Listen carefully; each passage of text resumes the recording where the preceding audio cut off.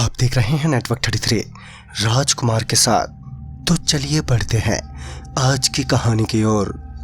रात के 12:15 बजे ये वो वक्त था जब मैं ट्रेन से उतरा तो ट्रेन के एक पैसेंजर ने मुझे आवाज देते हुए कहा, अरे भाई, यहाँ कहाँ उतर रहे हो? इस पर मैंने कहा, मुझे यहीं उतरना था। मैंने इतना कहा ही था कि ट्रेन वहां से चल पड़ी और अपने अगली ट्रेन पकड़ने के लिए, जो कि सुबह के 6 बजे की थी, तो मुझे वहीं इंतजार करना पड़ा। लगभग 6 घंटे अब मुझे यहीं स्टेशन पर ही बिताने थे।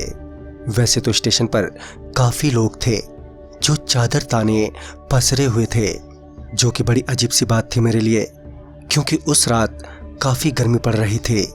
खैर मैं भी अपने लिए कोई साफ सुथरी जगह तलाशने लगा ताकि 6 घंटे का लंबा वक्त आराम से काट सकूं।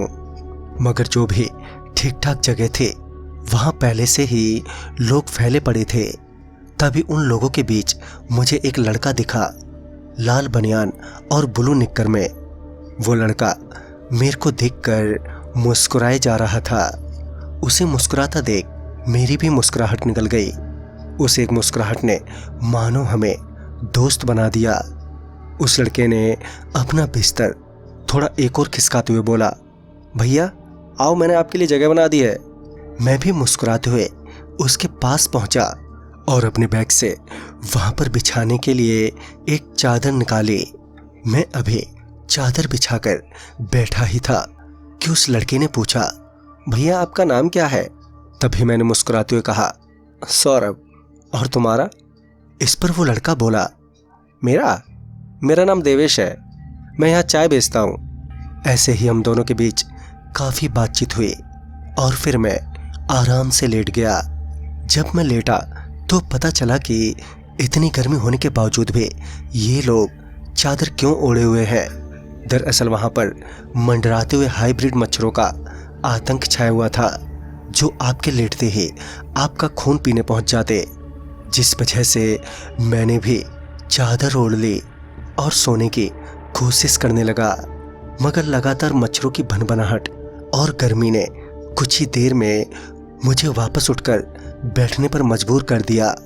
और ऐसे ही मच्छरों से लड़ते हुए कब 3 बज गए पता ही नहीं चला।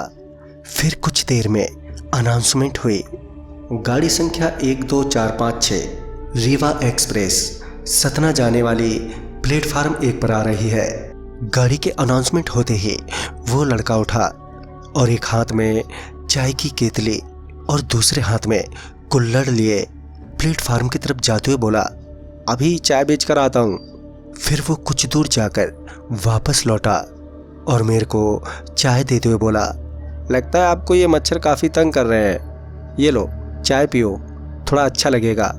और हाँ, ये जो लोग सो रहे हैं ना, इन्हें गलती से भी मत जगा देना। ये बोलकर और चाय देने के बाद वो लड़का वहां से चला गया। ट्रेन भी तब तक प्लेटफार्म पर लग चुकी थी। मैं चाय की चुस्कियां लेते हुए प्लेटफार्म पर लगी ट्रेन ही देख रहा था कि तभी मेरी आंख एकदम से भारी होने लगी, जिस वजह से थोड़ी देर के लिए मेरी आंख बंद हो गई। और फिर जब मेरी आंख खुली तो वहां सब कुछ बदल चुका था।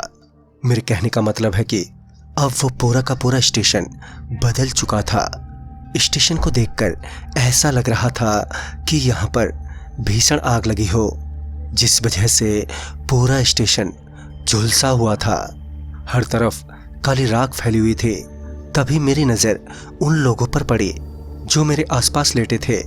वो अभी भी चादर ओढ़े जो कि त्यों पड़े हुए थे और वहीं मैं अब तक काफ़ी घबरा चुका था।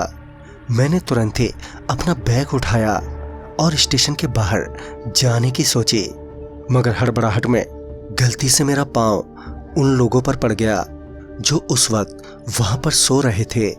मेरा पांव लगते ही वो सभी के सभी एकदम से उठ गए और जब उनके चेहरे मेरे सामने आए तो मैं चीखते हुए और लड़खड़ाते हुए प्लेटफार्म की तरफ भागा। दरअसल उन सभी के चेहरे बुरी तरह से जले हुए थे, यहाँ तक कि उनमें से कुछ के चेहरों पर मांस भी नहीं था।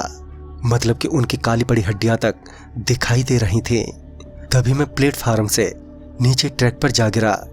मेरे गिरते ही मेरा सर सीधे पटरियों से जा टकराया और मेरे आंखों के आगे एकदम से अंधेरा छाने लगा।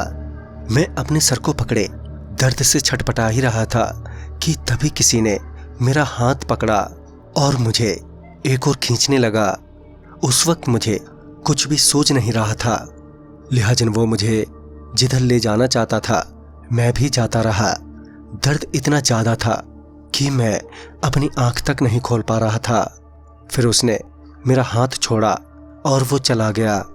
उसके जाने के कुछ देर बाद मैंने जैसे तैसे अपनी आंख खोली तो पाया कि मैं किसी बस स्टैंड पर हूँ।